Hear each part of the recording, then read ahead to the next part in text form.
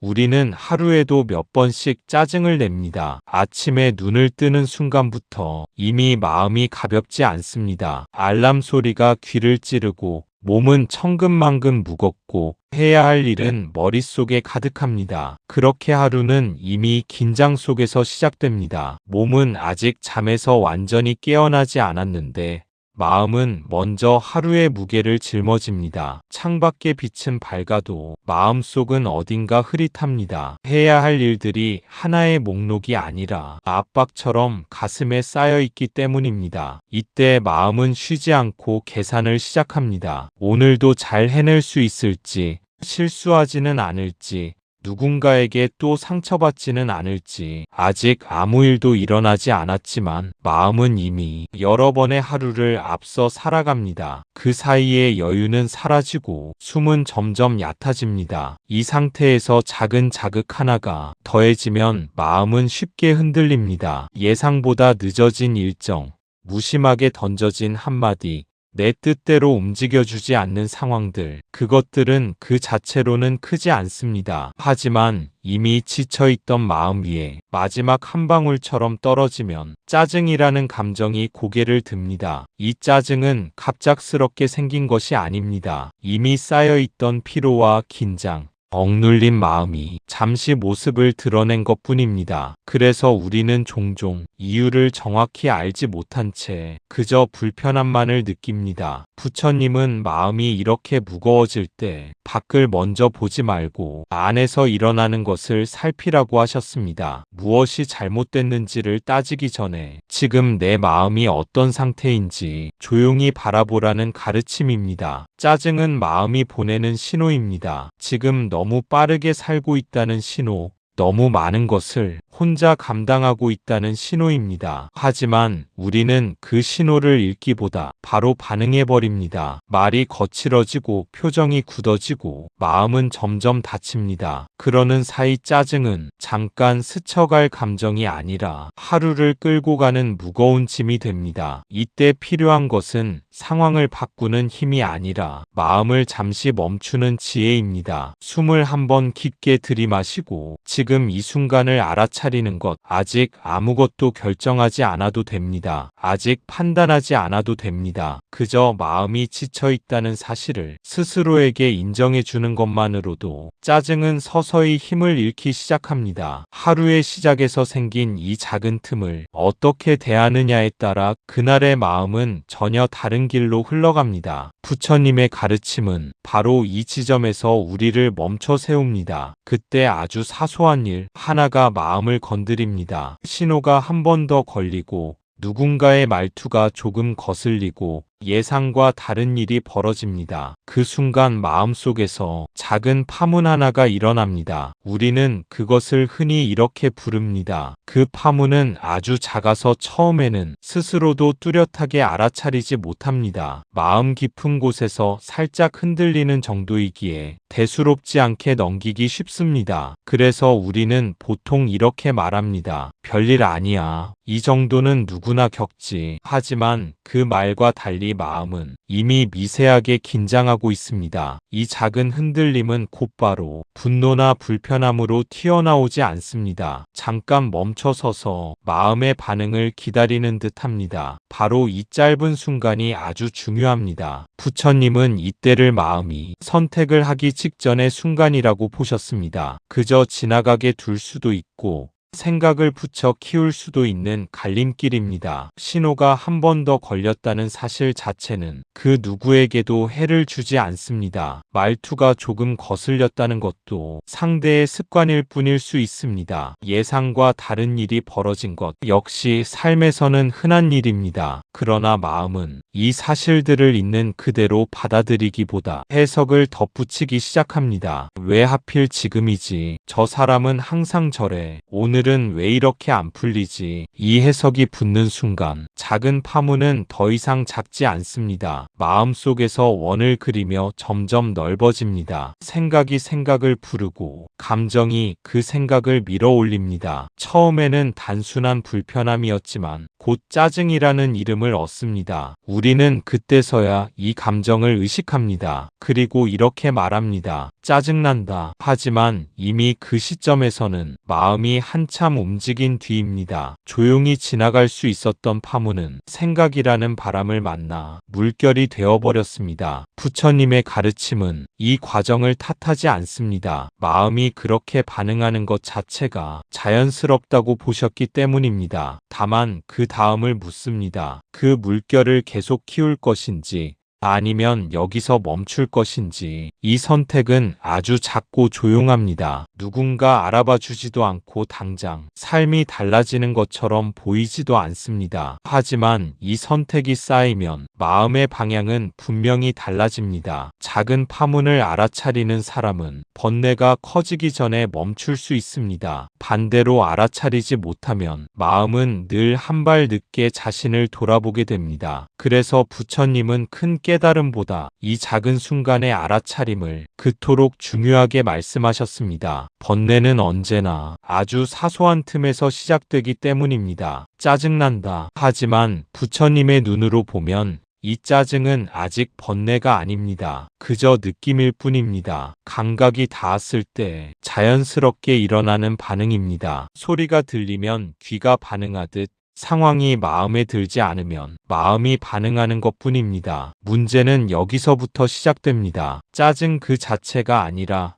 그 짜증을 대하는 우리의 태도에서 고통은 자라납니다. 부처님께서는 감정을 없애야 할 적으로 보지 않으셨습니다. 느낌은 조건이 맞으면 일어나고 조건이 사라지면 저절로 사라지는 것이라고 보셨습니다. 짜증 역시 마찬가지입니다. 그 순간의 반응은 의지가 약해서 생긴 것도 아니고 수행이 부족해서 생긴 것도 아닙니다. 그저 마음이 대상과 부딪힐 때 자연스럽게 일어나는 움직임일 뿐입니다. 하지만 우리는 이 자연스러운 반응을 있는 그대로 두지 않습니다. 곧바로 판단을 덧붙입니다. 이 짜증은 옳은지, 이 감정은 표현해도 되는지, 누구의 잘못인지 이 판단이 시작되는 순간 마음은 이미 한 걸음 더 나아갑니다. 느낌은 생각으로 바뀌고 생각은 해석이 되고 해석은 이야기가 됩니다. 그 이야기는 대부분 나를 중심으로 만들어집니다. 왜 나에게 이런 일이 생겼을까? 나는 왜 이렇게 대우받아야 할까? 이 질문들이 쌓이면서 짜증은 점점 무게를 갖습니다. 부처님의 가르침에서 괴로움은 이 지점에서 생겨납니다. 느낌 그 자체가 아니라 느낌을 붙잡고 그 위에 의미를 씌우는 순간입니다. 우리는 종종 이렇게 착각합니다. 짜증이 나를 괴롭힌다고. 하지만 실제로는 짜증을 놓지 않겠다고 선택한 내 마음이 나를 괴롭히고 있는 것입니다. 이 차이를 알아차리지 못하면 마음은 늘 바쁩니다. 감정이 올라올 때마다 그 이유를 찾고 누군가를 탓하고 스스로를 정당화합니다. 그러는 사이 짜증은 더 이상 잠깐의 느낌이 아니라 하루의 분위기가 되고 사람을 대하는 태도가 되고 내 자신을 바라보는 시선이 됩니다. 부처님은 이 흐름을 멈추는 방법을 아주 단순하게 말씀하셨습니다. 느낌을 느끼되 거기에 머물지 말라고, 알아차리되 붙잡지 말라고. 짜증이 올라오는 순간 그것을 없애려 애쓸 필요도 없고 옳고 그름을 따질 필요도 없습니다. 그저 마음속에서 이런 느낌이 일어나고 있음을 조용히 인정하면 됩니다. 그 인정은 감정을 키우는 것이 아니라 감정과 나 사이에 작은 거리를 만들어줍니다. 그 거리 덕분에 짜증은 더 이상 번뇌로 자라지 못합니다. 결국 고통은 짜증 때문에 생기는 것이 아니라 짜증을 대하는 우리의 태도에서 자랍니다. 이 사실을 이해하는 순간 마음은 조금씩 자유를 되찾기 시작합니다. 부처님께서는 마음이 괴로워지는 과정을 아주 분명하게 설명하셨습니다. 느낌이 일어나고 그 느낌을 좋다, 싫다 판단하고 그 판단에 마음이 매달리면 거기서 가래가 생기고 가래가 집착이 되고 집착이 결국 괴로움이 됩니다. 이 흐름은 교리로만 존재하는 것이 아니라 우리의 일상 속에서 매 순간 반복됩니다. 아주 짧은 시간 안에 우리가 인식하지 못하는 사이의 말입니다. 느낌이 일어나는 것은 선택이 아닙니다. 눈에 보이고 귀에 들리고 마음에 닿으면 느낌은 저절로 생겨납니다. 이 단계까지는 누구도 피할 수 없습니다. 하지만 그 다음부터 마음은 방향을 갖기 시작합니다. 이 느낌이 편안한지 불편한지 판단하고 그 판단에 따라 마음은 자연스럽게 기울어집니다. 좋다고 느끼면 더 갖고 싶어지고 싫다고 느끼면 밀어내고 싶어집니다. 이때 생겨나는 것이 가래입니다. 아직 크지 않고 아직 분명하지도 않지만 마음은 이미 한쪽으로 당겨지고 있습니다. 가래는 오래 머물지 않습니다. 우리가 그 가래를 계속 바라보고 정당하다고 여길 때 비로소 집착으로 굳어집니다. 이때 마음은 그래야만 한다는 생각을 붙잡습니다. 상대가 바뀌어야 하고 상황이 달라져야 하고 내 감정이 인정받아야 한다는 생각, 이 생각이 강해질수록 마음은 점점 좁아집니다. 집착은 결국 마음을 하나의 상태에 묶어둡니다. 원하는 대로 되지 않으면 괴로움이 생기고 되었다 해도 잃을까봐 불안해집니다. 이렇게 괴로움은 어느 날 갑자기 찾아오는 것이 아닙니다. 느낌 하나에서 시작해 판단과 가래, 집착을 거치며 차곡차곡 쌓인 결과입니다. 부처님께서 이 과정을 그토록 자세히 설명하신 이유는 우리를 탓하기 위함이 아니었습니다. 괴로움이 생겨나는 지점을 알면 거기서 멈출 수 있기 때문입니다. 느낌의 단계에서는 아직 자유가 있습니다. 판단의 순간에도 선택의 여지는 남아 있습니다. 가래가 커지기 전에 알아차릴 수 있다면 집착으로 가지 않아도 됩니다. 하지만 우리는 보통 괴로움이 충분히 커진 뒤에야 마음을 돌아봅니다. 이미 지쳐버린 뒤,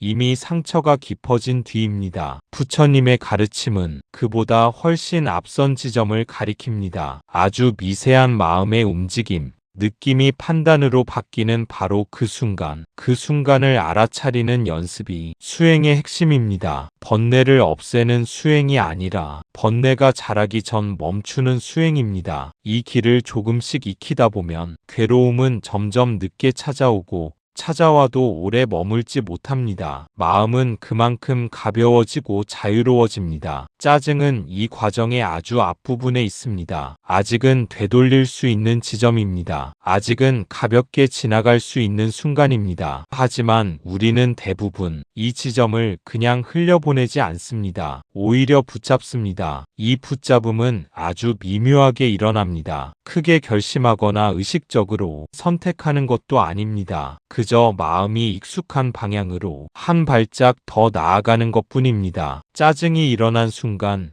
우리는 잠깐 멈출 수 있었습니다. 그 느낌을 알아차리고 그대로 흘려보낼 수 있었습니다. 하지만 대부분의 경우 마음은 곧바로 생각을 불러옵니다. 왜 이런 일이 생겼는지, 누구의 책임인지, 이 상황이 얼마나 부당한지, 이 질문들이 시작되면 짜증은 더 이상 혼자가 아닙니다. 생각이 붙은 감정은 훨씬 오래 머뭅니다. 하나의 장면이 여러 번 반복해서 떠오르고 말 한마디가 계속 마음속에서 울립니다. 이때 우리는 짜증을 놓지 않겠다고 선택한 것이 아니라 놓는 법을 잊어버린 상태입니다. 마음은 문제를 해결하고 있다고 믿지만 사실은 괴로움을 연장하고 있을 뿐입니다. 부처님께서 말씀하신 집착은 항상 이렇게 시작됩니다. 아직 작을 때는 그것이 집착인지조차 모릅니다. 그래서 더 쉽게 빠져듭니다. 짜증을 붙잡는 이유는 그 안에 어떤 이익이 있다고 무의식적으로 느끼기 때문입니다. 억울함을 인정받고 싶고 내 감정을 정당화하고 싶고 상대의 잘못을 분명히 하고 싶기 때문입니다. 하지만 그 대가로 우리는 마음의 평온을 내어줍니다. 잠깐의 오름을 위해 오랜 시간의 괴로움을 감수합니다. 부처님의 가르침은 이 지점에서 우리를 깨웁니다. 정말로 그 짜증을 붙잡는 것이 나에게 이로운지 스스로에게 묻도록 합니다. 짜증을 쥐고 있는 동안 마음은 점점 굳어지고 시야는 점점 좁아집니다. 다른 가능성은 보이지 않고 오직 내 감정만이 크게 느껴집니다. 이때 한 발 물러서서 마음을 바라볼 수 있다면 흐름은 바뀌기 시작합니다. 짜증은 여전히 있지만 번뇌로 자랄 힘을 잃습니다. 되돌릴 수 있는 지점은 늘 지금 이 순간입니다. 이미 마음이 복잡해졌다고 느껴져도 그 알아차림 자체가 다시 돌아오는 길입니다. 부처님께서 수행을 통해 우리에게 보여주신 것은 완벽한 무감정의 상태가 아니라 감정에 끌려가지 않는 자유였습니다. 짜증을 붙잡지 않는 연습은 작고 사소해 보이지만 삶 전체를 바꾸는 힘을 가집니다. 이 순간을 알아차릴 수 있다면 번뇌는 더 이상 자랄 자리를 얻지 못합니다. 왜 이런 일이 생긴 거야? 왜 하필 나한테 이런 말을 하지? 저 사람은 원래 저래. 항상 나를 힘들게 해. 이 생각들이 하나둘 붙으면서 짜증은 점점 무게를 갖습니다. 감정의 이야기가 붙고 이야기에 기억이 붙고 기억에 판단이 붙습니다. 이렇게 마음속에서 만들어진 이야기는 사실과는 조금씩 거리를 두기 시작합니다. 처음에는 단순한 상황이었지만 생각이 덧붙여질수록 그 상황은 점점 왜곡됩니다. 말 한마디는 의도가 있었던 말이 되고 우연한 일은 반복되는 패턴이 되며 한 번의 경험은 그 사람 전체를 규정하는 근거가 됩니다. 마음은 스스로 설득력을 갖춘 하나의 서사를 완성합니다. 이 서사 안에서 나는 늘 피해자가 되고 상대는 늘 가해자가 됩니다. 그러면 마음은 더 이상 물러설 이유를 찾지 않습니다. 오히려 감정을 유지해야 할 이유를 계속 만들어냅니다. 기억이 여기에 끼어들면 상황은 더 단단해집니다. 과거에 비슷했던 장면들이 차례로 떠오르고 그때 느꼈던 감정이 지금의 짜증에 힘을 보탭니다. 이 순간 우리는 지금의 일을 보고 있는 것이 아니라 과거와 현재를 함께 보고 있습니다. 그래서 짜증은 현재의 크기보다 훨씬 커집니다. 판단이 더해지면 마음은 이미 결론에 도달합니다. 이 사람은 변하지 않아. 나는 늘 이런 대우를 받아. 이 판단은 상황을 이해하기 위해서가 아니라 감정을 유지하기 위해 사용됩니다. 부처님의 가르침에서 2단계는 번뇌가 본격적으로 힘을 얻는 시점입니다. 느낌은 이미 사라졌을 수도 있지만 이야기와 기억, 판단이 감정을 계속 불러냅니다. 그래서 우리는 혼자 있을 때도 화가 나 있고 상대가 없어도 그 사람을 마음속에서 다시 만납니다. 번뇌는 이렇게 대상을 떠나서도 스스로를 재생산합니다. 이 과정의 가장 큰 문제는 우리가 이 모든 일을 사실을 보는 것이라고 착각한다는 점입니다. 하지만 실제로는 마음이 만들어낸 해석을 사실로 믿고 있을 뿐입니다. 부처님은 이야기에 속지 말라고 하셨습니다. 이야기를 없애라는 뜻이 아니라 그것이 단지 마음의 작용임을 보라는 뜻입니다. 생각이 생각을 부르고 기억이 감정을 키우는 이 흐름을 알아차리는 순간 마음은 조금 느슨해집니다. 모든 이야기가 반드시 진실일 필요는 없다는 사실을 비로소 보게 되기 때문입니다. 이 알아차림이 생기면 짜증은 더 이상 확신을 갖지 못합니다. 의심이 아니라 거리감이 생기기 때문입니다. 번뇌는 이야기를 먹고 자랍니다. 그 이야기를 내려놓을 때 짜증은 다시 처음의 가벼운 느낌으로 돌아갑니다. 그리고 그때서야 마음은 조용해질 수 있습니다. 그 순간부터 짜증은 더 이상 짧은 반응이 아닙니다. 하루를 지배하고 사람을 미워하게 만들고 자기 자신을 괴롭히는 번뇌로 자라납니다. 여기서 중요한 사실 하나가 있습니다. 짜증은 자동으로 사라질 수 있었습니다. 느낌은 본래 오래 머무르지 않습니다. 일어나고 머물다 사라지는 것이 감정의 본성입니다. 이 사실을 알지 못하면 우리는 감정을 운명처럼 받아들입니다. 한번 짜증이 나면 그 하루는 이미 망가졌다고 느끼고 그 기분을 끌어안은 채 하루를 끝까지 살아갑니다. 하지만 감정은 그렇게 오래 머물 존재가 아닙니다. 조건이 맞아 잠시 나타났다가 조건이 흩어지면 조용히 사라지는 것이 감정의 본래 모습입니다. 짜증이 계속 남아있는 것처럼 느껴지는 이유는 감정 자체 때문이 아니라 우리가 그 감정을 붙잡고 있기 때문입니다. 생각으로 되새기고 상황을 다시 떠올리고 상대의 얼굴을 마음속에서 반복해서 불러내며 감정이 사라질 시간을 주지 않습니다. 부처님께서는 감정은 불씨와 같다고 비유하셨습니다. 바람이 불지 않으면 불씨는 스스로 꺼집니다. 하지만 우리는 생각이라는 바람을 끊임없이 불어넣습니다. 그래서 짜증은 사라질 기회를 잃고 번뇌로 자라납니다. 하루 종일 마음속에서 타오르며 말투를 날카롭게 만들고 표정을 굳게 만들고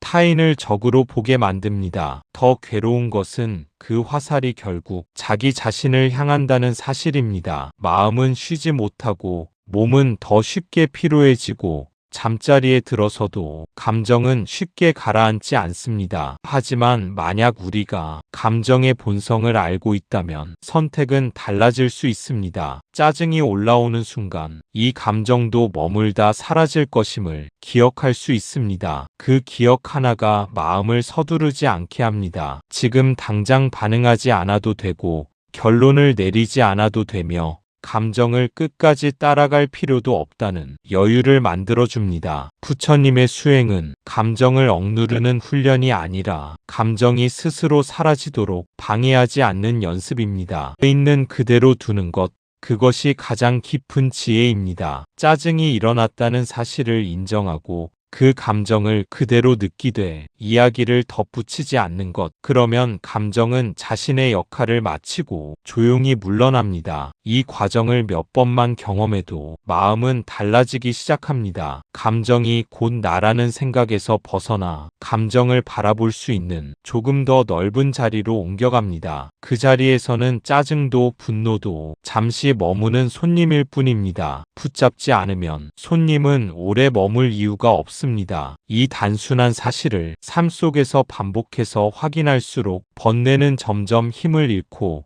마음은 본래의 고요함을 조금씩 되찾게 됩니다. 하지만 우리는 그 자연스러운 흐름을 믿지 않습니다. 그래서 마음으로 붙잡습니다. 부처님은 말씀하셨습니다. 느낌을 느끼되 그것을 나라고 하지 말라고, 느낌을 경험하되 그 위에 이야기를 덧붙이지 말라고. 짜증이 올라오는 순간 우리는 보통 이렇게 생각합니다. 그 순간 마음은 아주 빠르게 자신을 중심에 놓습니다. 느낌이 일어났을 뿐인데 그 느낌을 곧바로 나의 상태로 규정합니다. 마치 지금의 감정이 내 존재 전체를 설명하는 것처럼 여깁니다. 그래서 마음속에는 이런 말들이 자연스럽게 이어집니다. 나는 지금 기분이 나쁘다. 나는 이런 상황을 참을 수 없다. 느낌은 어느새 나라는 이름을 얻고 마음의 주인이 됩니다. 부처님께서 경계하신 지점이 바로 여기입니다. 느낌은 잠시 머무는 현상일 뿐인데 우리는 그것을 자아와 결합시켜 더 단단하게 만듭니다. 느낌에 나가 붙는 순간 그 감정은 보호해야 할 것이 됩니다. 그러면 자연스럽게 변명과 정당화가 뒤따릅니다. 왜 이 감정이 옳은지, 왜 내가 이렇게 느껴야만 하는지 마음은 이유를 찾기 시작합니다. 이 이유 찾기가 바로 이야기가 시작되는 지점입니다. 이야기는 감정을 설명해 주는 것처럼 보이지만 실제로는 감정을 붙잡아 두는 끈입니다. 부처님은 이 끈을 놓으라고 하셨습니다. 느낌을 느끼지 말라는 뜻이 아니라 그 위에 서사를 쌓지 말라는 가르침입니다. 짜증이 올라오는 순간 우리는 흔히 이렇게 생각합니다. 이건 참을 수 없는 상황이야. 이건 내가 화날 만해. 이 생각들은 마음을 한 방향으로 밀어붙입니다. 하지만 이때 잠시 멈춰 이것이 단지 느낌임을 볼 수 있다면 상황은 달라집니다. 느낌은 여전히 있지만 그 느낌이 나를 규정하지는 못합니다. 이 차이는 아주 미묘하지만 그 결과는 큽니다. 느낌을 나로 삼으면 마음은 곧바로 방어 태세에 들어가고 느낌을 현상으로 보면 마음은 한 발 물러섭니다. 부처님의 수행은 이 한 발 물러섬을 반복하는 길입니다. 감정을 밀어내지 않고 끌어안지도 않고 그저 바라보는 자리로 돌아오는 것. 이 자리에서는 짜증도 환영받지도 거부당하지도 않습니다. 그저 일어났다가 머물다 사라질 뿐입니다. 이 경험이 쌓이면 마음은 점점 확신을 얻게 됩니다. 느낌은 나를 대신해 살지 않는다는 것. 이야기를 붙이지 않아도 감정은 저절로 마무리된다는 것. 이 깨달음이 생길 때 짜증은 더 이상 번뇌로 자라지 못합니다. 머물 자리를 잃고 자연스러운 흐름 속으로 되돌아가기 때문입니다. 이 짜증은 나야. 이 기분이 바로 내 마음이야. 그렇게 동일시하는 순간 짜증은 나의 일부가 되고 나는 그 감정 안에 갇히게 됩니다. 하지만 부처님의 가르침은 다릅니다. 짜증은 일어나는 것이지 내가 되는 것이 아닙니다. 마음에 스쳐 지나가는 하나의 현상일 뿐입니다. 이 차이를 아는 것이 수행의 시작입니다. 일어나는 것과 내가 되는 것을 구분하는 힘은 지식이 아니라 반복된 알아차림에서 생깁니다. 짜증이 올라올 때 우리는 보통 그 안으로 즉시 들어가 버립니다. 감정을 바라보는 자리는 사라지고 감정이 바라보는 세상이 펼쳐집니다. 그 순간 세상은 거칠어지고 사람들은 적대적으로 보이며 상황은 나를 공격하는 것처럼 느껴집니다. 그러나 부처님은 한 걸음 뒤로 물러나는 길을 가르치셨습니다. 짜증을 없애려 하지 말고 짜증을 분석하려 하지도 말고 그저 이런 느낌이 일어나고 있구나 하고 조용히 알아차리라고 하셨습니다. 이 알아차림 속에서는 짜증이 중심이 되지 않습니다. 마음의 한켠에서 잠시 일어났다가 사라지는 현상으로 자리를 옮길 뿐입니다. 이때 중요한 것은 짜증을 좋게 보려는 것도 나쁘게 보려는 것도 아닙니다. 판단을 멈추는 것입니다. 좋다, 싫다의 이름을 붙이지 않을 때 느낌은 스스로 힘을 잃습니다. 우리는 감정을 견디지 못해서 괴로운 것이 아니라 감정과 하나가 되기 때문에 괴롭습니다. 짜증을 나로 착각하는 한 그 감정은 계속 나를 요구합니다. 관심을 달라고, 정당화를 달라고, 행동으로 증명하라고 말합니다. 하지만 짜증을 현상으로 보면 그 요구에 응답할 필요가 없어집니다. 느낌은 느껴지되 그 뒤를 따라가지 않아도 됩니다. 이 연습은 아주 일상적인 순간에서 시작됩니다. 말 한마디가 거슬릴 때, 몸이 피곤할 때, 일이 뜻대로 되지 않을 때, 그때마다 마음속으로 조용히 이렇게 말해보는 것입니다. 이것은 나가 아니라 지나가는 느낌이다. 이 한 문장은 마음을 즉시 자유롭게 하지는 않지만 감정의 방향을 바꿉니다. 안으로 빨려 들어가던 마음이 바깥에서 바라보는 자리로 돌아옵니다. 이 자리가 쌓이면 짜증은 점점 짧아집니다. 강도는 약해지고 여우는 줄어듭니다. 번뇌로 자라기 전에 스스로 마무리되는 경험을 하게 됩니다. 부처님의 가르침은 감정 없는 사람이 되라는 말이 아닙니다. 감정에 휘둘리지 않는 사람이 되라는 가르침입니다. 일어나는 것은 막지 않되 그것이 내가 되도록 허락하지 않는 것. 이 태도 속에서 마음은 점점 가벼워지고 짜증은 더 이상 삶을 지배하는 힘을 갖지 못합니다. 이 차이를 알아차리지 못하면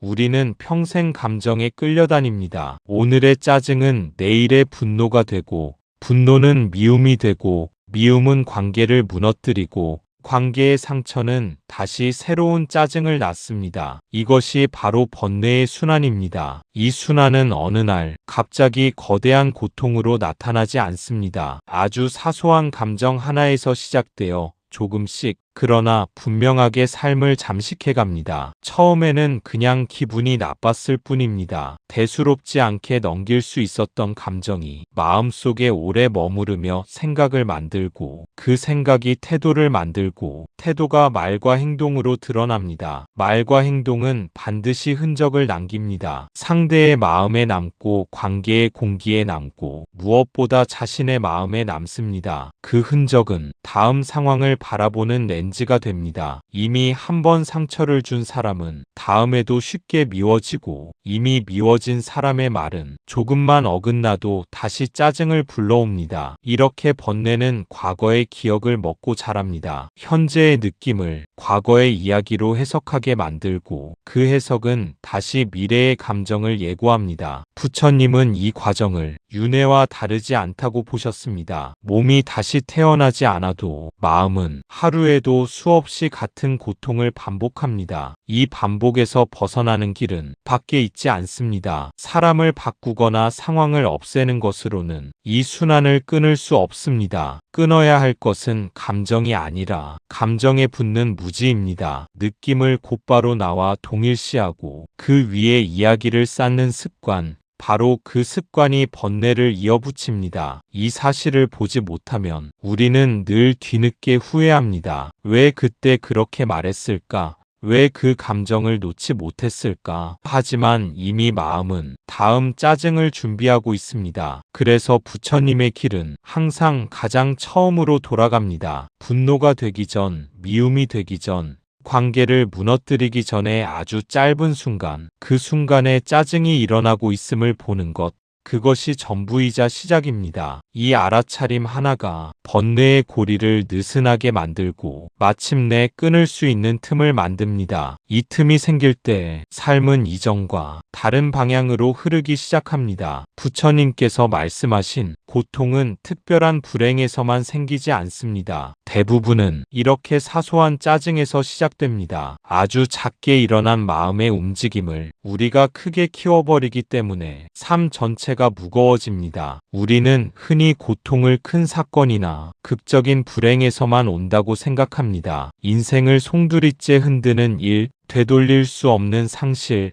극단적인 상황이 있어야 괴로움이 시작된다고 믿습니다. 그러나 부처님이 보신 고통의 뿌리는 훨씬 일상적이고 조용합니다. 아침에 불쾌한 기분, 예상과 어긋난 한 장면, 마음에 살짝 걸린 한마디, 그 작은 움직임을 우리는 대수롭지 않게 여기면서도 놓아주지는 않습니다. 문제는 크기가 아니라 관계 맺는 방식입니다. 사소한 짜증을 잠시 머물다 가게 두지 않고 마음속에 자리를 마련해주는 순간 그 감정은 오래 머물 권리를 얻게 됩니다. 마음은 원래 움직임에 의미를 부여하려는 습관을 가졌습니다. 그래서 작은 감정에도 이유를 붙이고 맥락을 만들고 이야기를 완성하려 합니다. 이 과정에서 짜증은 점점 무게를 얻습니다. 부처님은 이 무게가 감정 자체에서 오는 것이 아니라 붙잡음에서 생긴다고 보셨습니다. 느낌은 가볍게 일어났는데 마음이 그것을 내 삶의 일부로 끌어안으면서 삶 전체가 무거워지는 것입니다. 이렇게 쌓인 무게는 하루아침에 사라지지 않습니다. 하루의 짜증이 다음 날의 피로가 되고 피로는 인내심을 갉아먹고 인내심이 줄어든 자리에 또 다른 짜증이 쉽게 자랍니다. 우리는 이 과정을 너무 익숙하게 반복합니다. 그래서 어느 순간 특별한 일이 없어도 삶이 전반적으로 버겁다고 느낍니다. 사실 버거운 것은 상황이 아니라 쌓여있는 마음의 찌꺼기들입니다. 부처님의 가르침은 이 찌꺼기를 한꺼번에 없애려 하지 않습니다. 그때그때 생기는 아주 작은 마음의 움직임을 제때 알아차리라고 권합니다. 작을 때 보면 감정은 다루기 어렵지 않습니다. 커지기 전에 보면 마음은 이미 절반 이상 자유로워집니다. 고통은 그렇게 미리 가벼워질 수 있습니다. 삶을 무겁게 만드는 것은 큰 불행이 아니라 놓아주지 못한 작은 감정들입니다. 이 사실을 보는 순간 우리는 비로소 지금 이 자리에서 고통을 줄일 수 있는 길 위에 서게 됩니다. 그렇다면 우리는 어떻게 해야 할까요? 부처님은 감정을 없애라고 하지 않으셨습니다. 짜증을 느끼지 말라고 하지 않으셨습니다. 다만 이렇게 가르치셨습니다. 알아차리라고. 짜증이 올라오는 그 순간 아주 조용히 마음속으로 말해보는 것입니다. 아, 짜증이 올라오고 있구나. 이 한마디가 중요합니다. 이 한마디는 문제를 해결하려는 말이 아닙니다. 감정을 바꾸거나 상황을 통제하려는 주문도 아닙니다. 그저 지금 일어나고 있는 것을 있는 그대로 인정하는 선언입니다. 알아차림은 감정과 싸우지 않습니다. 짜증을 없애겠다고 나서지도 않고 왜 이런 감정이 생겼는지 분석하려 들지도 않습니다. 그 순간 마음을 현재로 되돌려 놓는 역할을 할 뿐입니다. 짜증이 올라오고 있구나. 이 문장을 속으로 말하는 순간 마음에는 아주 미세한 공간이 생깁니다. 감정과 나 사이에 숨 쉴 틈 하나가 만들어집니다. 이 틈이 없을 때 우리는 감정에 바로 반응합니다. 말이 튀어나가고 표정이 굳어지고 행동이 앞서 나갑니다. 그리고 나서야 후회가 따라옵니다. 하지만 이 한마디가 들어오면 반응은 잠시 멈춥니다. 멈춤 속에서 선택의 가능성이 생깁니다. 지금 이 감정을 따라갈지 아니면 그냥 두고 지켜볼지 결정할 수 있는 여지가 생깁니다. 부처님께서 강조하신 수행은 바로 이 멈춤의 훈련입니다. 감정이 일어나는 순간과 행동으로 옮겨지는 순간 사이를 점점 넓히는 것. 처음에는 이 한마디조차 떠올리지 못할 수 있습니다. 이미 감정이 커진 뒤에야 알아차리게 될지도 모릅니다. 괜찮습니다. 그때 알아차려도 수행은 시작됩니다. 중요한 것은 완벽하게 지키는 것이 아니라 놓치고 다시 돌아오는 것입니다. 알아차림은 한 번의 성공으로 끝나는 기술이 아니라 계속해서 돌아오는 태도입니다. 이 태도가 익숙해지면 짜증은 예전처럼 삶을 장악하지 못합니다. 여전히 일어나지만 예전만큼 오래 머물지 않습니다. 마음을 휘두르는 힘도 약해집니다. 이 변화는 아주 조용하게 일어납니다. 어느 날 문득 짜증이 있었음에도 하루가 망가지지 않았다는 사실을 발견하게 됩니다. 그때 우리는 부처님의 가르침이 감정을 부정하는 길이 아니라 감정 속에서도 자유로워지는 길이라는 것을 몸으로 이해하게 됩니다. 이 말은 짜증을 밀어내지 않습니다. 정당화하지도 않습니다. 그저 거리를 만듭니다. 짜증과 나 사이에 작은 공간을 만들어줍니다. 그 공간이 생기는 순간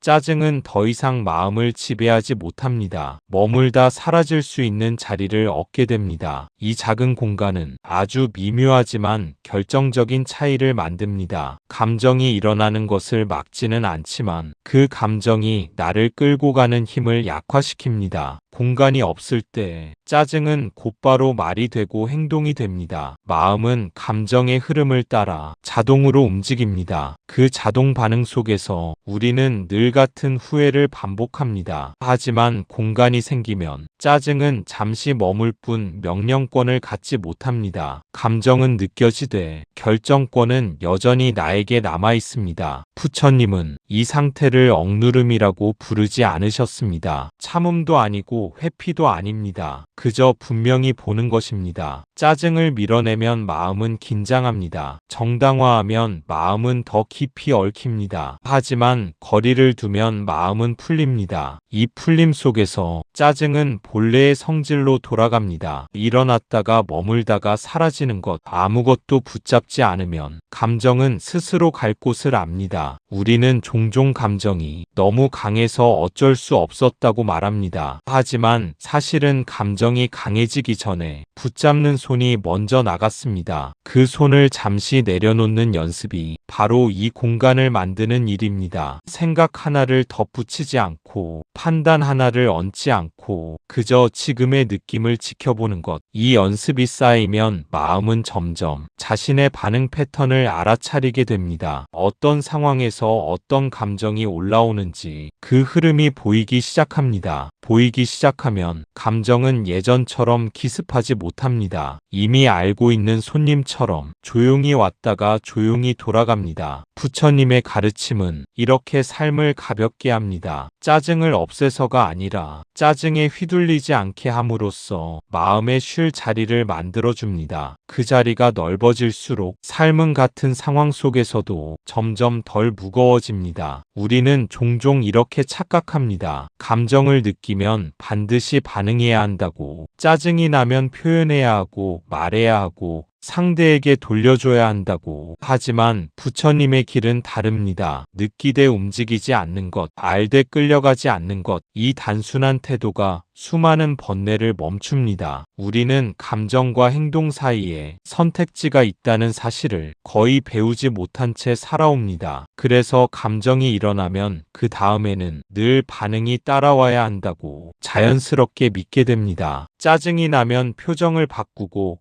말투가 거칠어지고 마음속에 쌓인 것을 밖으로 쏟아내야 할 것처럼 느낍니다. 그렇지 않으면 나 자신을 속이는 것 같고 억누르는 것 같다고 생각합니다. 하지만 부처님이 말씀하신 움직이지 않음은 참으라는 뜻이 아닙니다. 감정을 눌러두거나 없는 척하라는 가르침도 아닙니다. 느끼되 움직이지 않는다는 것은 감정이 일어나는 자리에는 머물되 그 감정이 시키는 대로 몸과 말을 내주지 않는 태도입니다. 이 태도 속에서 마음은 놀라운 경험을 하게 됩니다. 반응하지 않아도 감정은 충분히 느껴질 수 있고 느껴진다고 해서 반드시 행동으로 이어지지 않아도 된다는 사실을 몸으로 알게 됩니다. 알되 끌려가지 않는다는 말도 같은 맥락입니다. 지금 짜증이 있다는 것을 분명히 알고 있지만 그 감정의 논리와 요구에 따라 들어가지 않는 것입니다. 감정은 늘 이유를 제시합니다. 왜 화가 날 수밖에 없는지,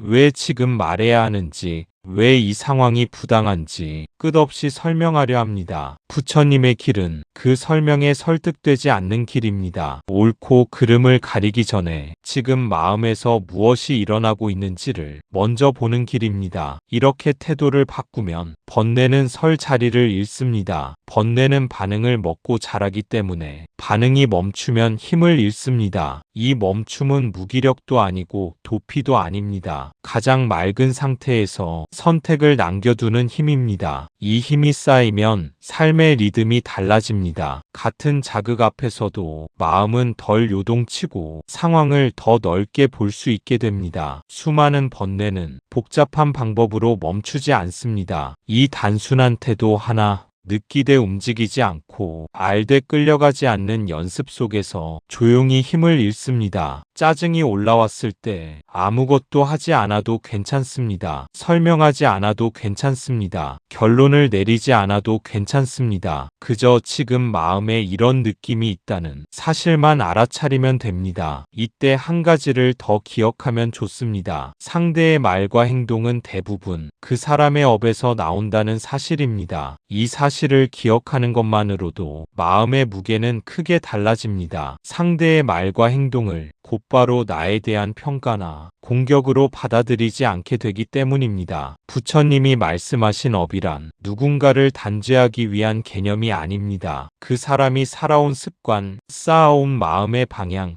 익숙해진 반응의 결과입니다. 그래서 어떤 말은 그 사람이 선택해서 던진 것처럼 보여도 사실은 오랫동안 굳어진 마음의 흐름에서 자연스럽게 흘러나온 경우가 많습니다. 이렇게 보면 우리가 마주하는 거친 말과 행동은 지금 이 순간에 내가 만든 것이 아닙니다. 나를 향해 온 것처럼 보이지만 그 뿌리는 그 사람의 삶과 인연에 있습니다. 이 관점은 상대를 이해하라고 강요하지 않습니다. 용서하라고 재촉하지도 않습니다. 그저 불필요한 자기 연루를 끊어줍니다. 상대의 업을 떠안지 않아도 된다는 사실은 마음을 즉시 가볍게 합니다. 모든 상황을 내가 견뎌야 할 문제로 바꾸지 않아도 되기 때문입니다. 이렇게 마음이 한 발 물러서면 짜증은 더 이상 증폭될 재료를 얻지 못합니다. 내가 잘못해서 생긴 일도 아니고 지금 당장 해결해야 할 문제도 아니라는 여백이 생기기 때문입니다. 이 여백 속에서 우리는 다시 선택할 수 있습니다. 말을 할지, 침묵할지, 지금은 넘길지,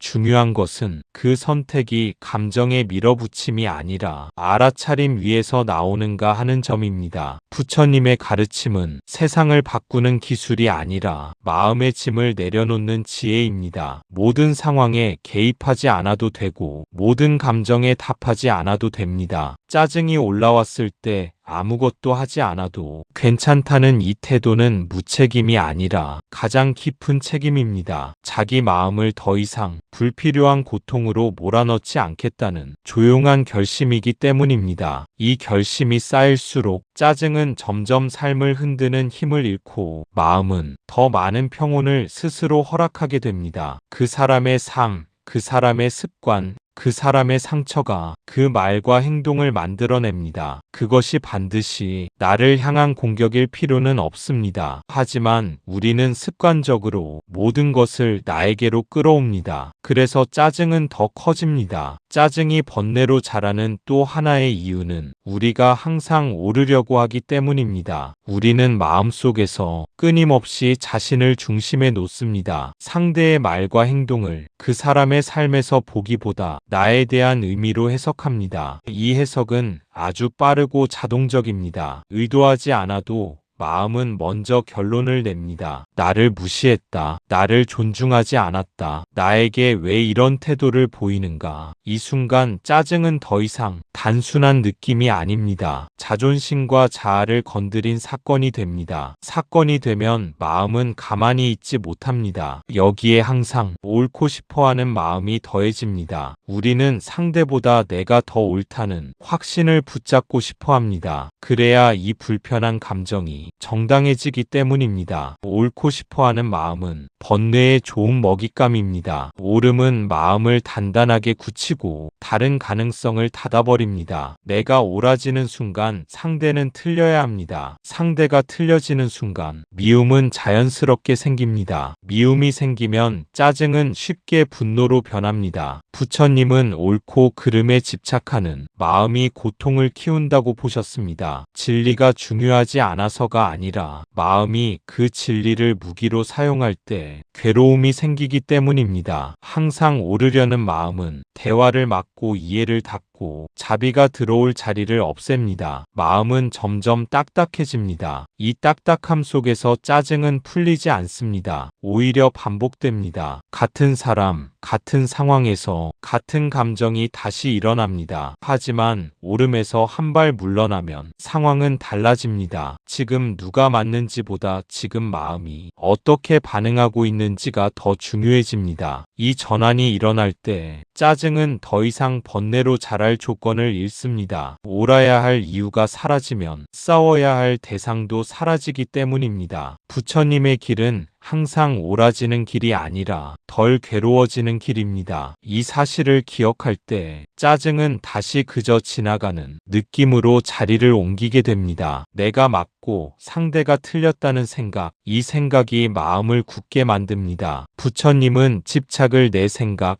내 감정, 입장에 매달리는 것이라고 하셨습니다. 짜증에 집착하면 우리는 그 감정을 놓을 수 없게 됩니다. 이 집착은 눈에 보이지 않지만 마음을 단단히 붙잡습니다. 한번 쥐면 놓기가 쉽지 않습니다. 내가 맞다는 생각은 마음을 방어하게 만듭니다. 방어가 시작되면 마음은 더 이상 있는 그대로를 보지 않습니다. 증거를 찾고 기억을 끌어오고 자기 입장을 강화할 재료만 모읍니다. 이 과정에서 짜증은 점점 역할을 부여받습니다. 단순한 느낌이 아니라 내가 옳다는 증거가 됩니다. 그래서 그 감정은 놓을 수 없는 것이 됩니다. 부처님이 말씀하신 집착은 어떤 대상만을 뜻하지 않습니다. 생각에 매달리고 감정에 매달리고 나라는 입장에 매달리는 모든 상태를 포함합니다. 짜증에 집착하면 그 감정은 계속 의미를 요구합니다. 왜 이 짜증이 정당한지, 왜 사라지면 안 되는지 마음은 스스로를 설득합니다. 그러는 사이 짜증은 점점 자기 생명력을 얻습니다. 사라질 타이밍을 놓치고 머물 이유를 얻게 됩니다. 집착의 가장 큰 특징은 경직됨입니다. 마음이 굳어 다른 선택을 허용하지 않습니다. 지금 이 순간 내려놓을 수 있는 가능성이 있음에도 그 가능성은 보이지 않게 됩니다. 부처님은 이 굳음을 풀어야 한다고 하셨습니다. 억지로 떼어내는 것이 아니라 붙잡고 있음을 알아차림으로써 손이 저절로 느슨해지게 하는 길입니다. 짜증을 놓으려 애쓸수록 더 붙잡게 되는 이유도 바로 여기에 있습니다. 놓으려는 행위 자체가 이미 또 다른 집착이 되기 때문입니다. 그래서 수행에서는 짜증을 다루려 하지 않습니다. 그저 지금 무엇에 매달리고 있는지를 봅니다. 내 생각인지, 내 입장인지, 내 감정인지 이것이 보이는 순간 집착은 힘을 잃습니다. 붙잡고 있던 손이 스스로의 무게를 느끼고 자연스럽게 풀리기 시작합니다. 이때 짜증 짜증은 더 이상 버텨야 할 감정이 아니라 놓일 수 있는 느낌으로 자리 바꿈을 합니다. 그렇게 마음은 조금씩 다시 유연해집니다. 이때 스스로에게 물어보십시오. 이 짜증을 계속 쥐고 있으면 내 마음은 편안해질까? 대부분의 경우 답은 이미 알고 있습니다. 그럼에도 놓지 못하는 이유는 우리가 고통에 익숙해졌기 때문입니다. 하지만 익숙하다고 해서 그 길이 옳은 것은 아닙니다. 우리는 종종 편안함보다 익숙함을 선택합니다. 그 길이 나를 힘들게 한다는 것을 알면서도 이미 여러 번 걸어본 길이라는 이유로 그 방향으로 마음을 움직입니다. 익숙한 고통은 낯선 평온보다 덜 두렵게 느껴집니다. 왜냐하면 그 고통 속에서 우리는 무엇을 기대해야 하는지 이미 알고 있기 때문입니다. 짜증을 붙잡고 있으면 마음은 긴장 상태를 유지합니다. 긴장은 피곤하지만 완전히 풀어지는 것보다 통제하고 있다는 느낌을 줍니다. 그래서 우리는 편안해지기보다 쥐고 있는 쪽을 선택합니다. 부처님은 이 선택이 무지에서 나온다고 보셨습니다. 고통을 만드는 방식에 익숙해져 그 고통이 나를 지켜주고 있다고 착각하기 때문입니다. 하지만 마음은 알고 있습니다. 짜증을 계속 쥐고 있을수록 내 안에 평온은 자라지 않는다는 것을, 그 감정이 나를 보호해주지도 문제를 해결해주지도 않는다는 것을. 그래서 스스로에게 묻는 질문은 아주 중요합니다. 지금 이 감정이 나를 어디로 데려가고 있는지 잠시 멈춰 바라보게 하기 때문입니다. 이 질문에는 당장 답을 내릴 필요도 없습니다. 그저 묻는 것만으로도 마음은 자동 반응에서 조금 벗어납니다. 익숙한 길에서 한 발 벗어나는 것은 언제나 불편합니다. 하지만 그 불편함은 고통으로 이어지지 않습니다. 오히려 새로운 가능성의 문 앞에 서게 합니다. 부처님의 길은 익숙함을 따르는 길이 아니라 자유로 향하는 길입니다. 지금까지 그래왔다는 이유만으로 같은 고통을 반복할 필요는 없습니다. 이 사실을 받아들이는 순간 마음은 선택권을 되찾습니다. 짜증을 계속 쥘지 아니면 내려놓을지, 그 선택은 상황이 아니라 지금의 알아차림에 달려 있습니다. 익숙하다고 해서 옳은 것은 아닙니다. 이 단순한 진실을 기억할 때 우리는 조금씩 고통에서 벗어나는 방향으로 걸음을 옮기기 시작합니다. 부처님의 수행은 익숙한 반응을 내려놓는 연습입니다. 짜증이 올라오는 순간은 수행의 기회입니다. 번뇌로 자라기 직전의 문턱입니다. 그 문턱에서 멈출 수 있다면 삶은 전혀 다른 방향으로 흘러갑니다. 우리는 보통 수행을 조용한 공간에서만 하는 특별한 일로 생각합니다. 방석에 앉아야 하고 마음이 어느 정도 가라앉아야 비로소 시작할 수 있다고 여깁니다. 하지만 부처님이 가르치신 수행은 바로 삶이 흔들리는 그 자리에서 이루어집니다. 짜증이 올라오는 순간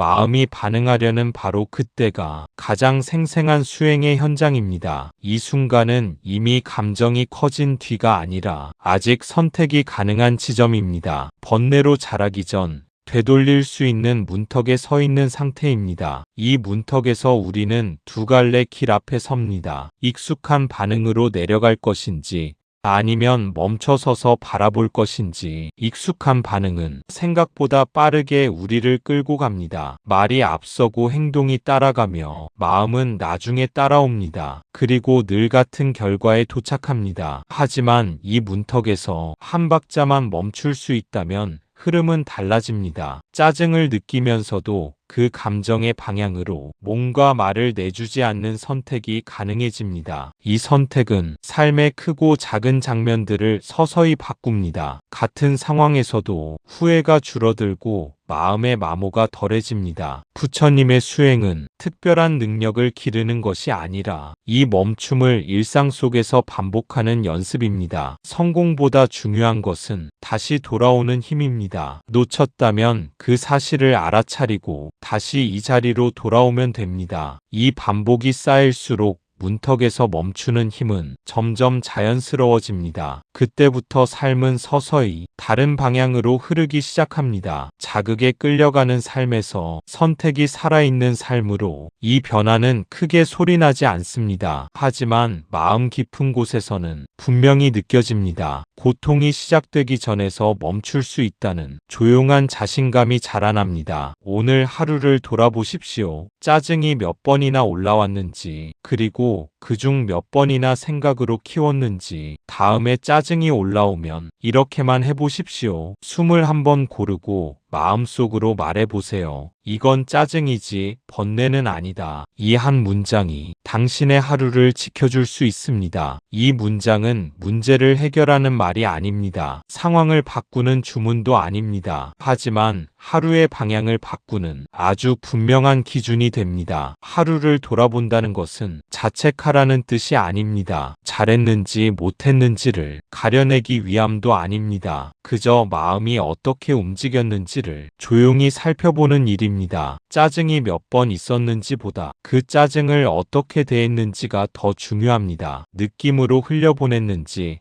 아니면 생각으로 붙잡았는지, 생각으로 키운 순간마다 마음은 조금씩 무거워졌을 것입니다. 하루가 끝났을 때 특별한 일이 없었는데도 지친 이유가 바로 거기에 있습니다. 그래서 다음에 짜증이 올라오면 한 박자만 늦추는 것이 중요합니다. 숨을 한번 고르는 행위는 몸을 현재로 불러옵니다. 그 짧은 호흡 하나가 마음을 자동 반응에서 알아차림으로 옮겨줍니다. 그리고 속으로 말해보십시오.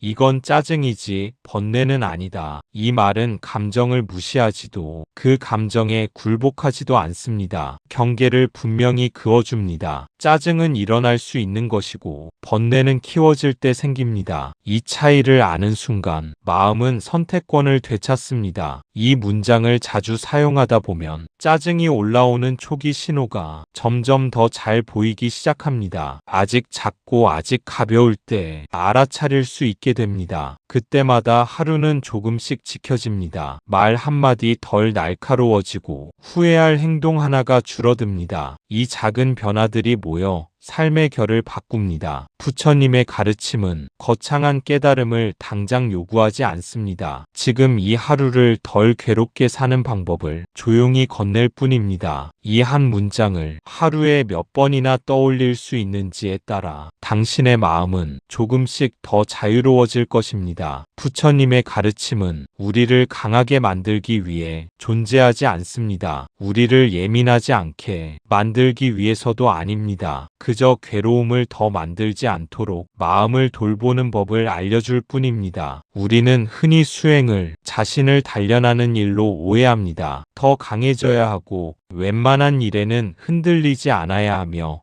감정에 무뎌져야 한다고 생각합니다. 하지만 부처님의 가르침은 그 방향을 취하지 않습니다. 마음을 단단하게 만들기보다 마음을 부드럽게 하는 길을 제시합니다. 강해지려는 마음에는 늘 긴장이 깔려 있습니다. 버텨야 하고 이겨야 하고 넘어지지 말아야 한다는 압박이 따라옵니다. 그 압박은 또 다른 괴로움의 씨앗이 됩니다. 예민하지 않게 되려는 노력도 마찬가지입니다. 느낌을 줄이려고 할수록 마음은 오히려 경직됩니다. 감각을 닫는 방식으로는 진정한 평온에 닿을 수 없습니다. 부처님은 마음을 관리하라고 하시지 않았습니다. 마음을 이해하라고 하셨습니다. 이해는 억누름 없이 일어나고 거부 없이 이어집니다. 괴로움을 더 만들지 않는다는 것은 고통을 없애겠다는 선언이 아니라 고통 위에 불필요한 무게를 얹지 않겠다는 선택입니다. 마음을 돌본다는 것은 상처받지 않겠다고 다짐하는 일이 아닙니다. 상처가 생길 때 그 상처를 더 헤집지 않겠다는 태도입니다. 부처님의 길에서는 아픈 마음도 수행의 일부입니다. 기쁨만이 아니라 불편함과 흔들림도 모두 알아차림의 대상이 됩니다. 이 태도 속에서 마음은 스스로 회복하는 힘을 드러냅니다. 억지로 억지로 고치지 않아도 지나갈 것은 지나가고 머물 것은 머뭅니다. 그래서 이 가르침은 삶을 전쟁으로 만들지 않습니다. 매 순간을 시험대에 올리지도 않습니다. 그저 지금 이 마음을 조금 덜 아프게 대하는 법을 차분히 알려줄 뿐입니다. 그 길 위에서 우리는 어느새 강해지려 애쓰지 않아도 이전보다 덜 무너지는 자신을 조용히 발견하게 됩니다. 짜증은 누구에게나 옵니다. 수행자에게도 옵니다. 부처님을 따르는 사람에게도 옵니다. 차이는 단 하나입니다. 그 짜증을 어디까지 키우느냐입니다. 짜증이 번뇌로 자라는 순간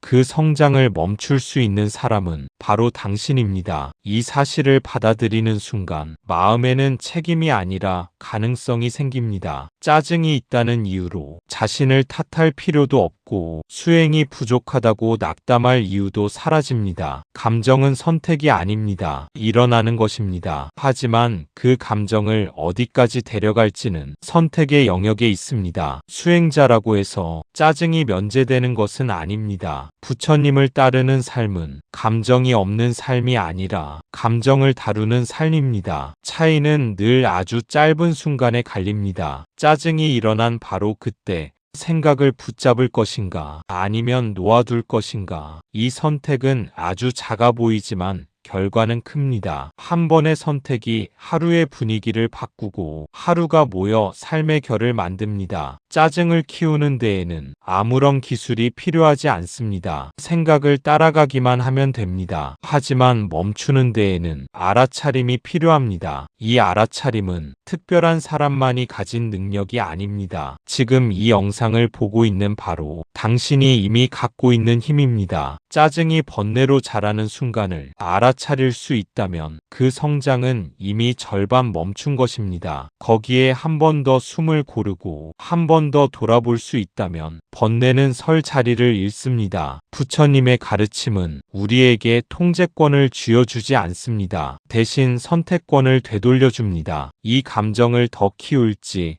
아니면 여기서 멈출지 그 선택은 언제나 지금 이 순간에 있습니다. 짜증이 일어났을 때 그 성장을 멈출 수 있는 사람은 다름 아닌 바로 당신입니다. 오늘도 마음이 무거워질 때 이 가르침을 떠올리시길 바랍니다. 짜증은 지나가는 손님이고 당신은 그 손님을 맞이할지 말지 선택할 수 있는 주인입니다. 이 선택이 쌓이면 마음은 조금씩 가벼워지고 삶은 조금씩 자유로워집니다. 그 길 위에 부처님의 조용한 가르침이 늘 함께하고 있습니다. 이 가르침은 어딘가 멀리 있는 이상이 아닙니다. 지금 이 하루, 지금 이 마음에서 곧바로 실천할 수 있는 길입니다. 마음이 무거워질 때마다 완벽해지려 애쓰지 않아도 됩니다. 늘 고요하려 하지 않아도 됩니다. 그저 무거워지고 있음을 아는 것.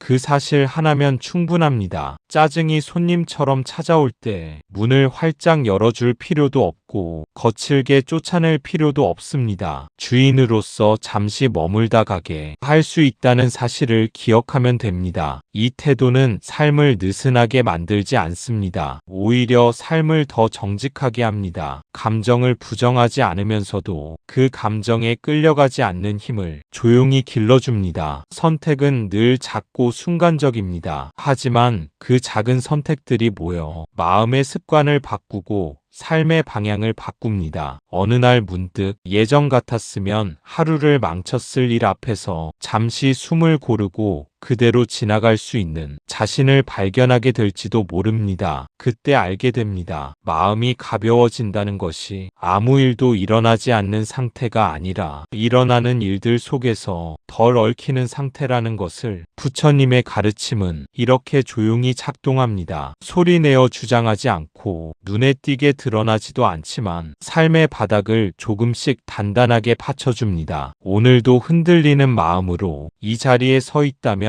그 자체로 이미 가르침 위에 서 있는 것입니다. 이 길은 급하지 않습니다. 앞서가지도 뒤처지지도 않습니다. 나무 아미타불 관세음보살, 그저 지금 이 마음을 돌보며 한 걸음씩 이어질 뿐입니다. 그 길 위에서 부처님의 조용한 가르침은 늘 말없이 함께하고 있습니다. 감사합니다. 구독과 좋아요는 저에게 큰 힘이 됩니다.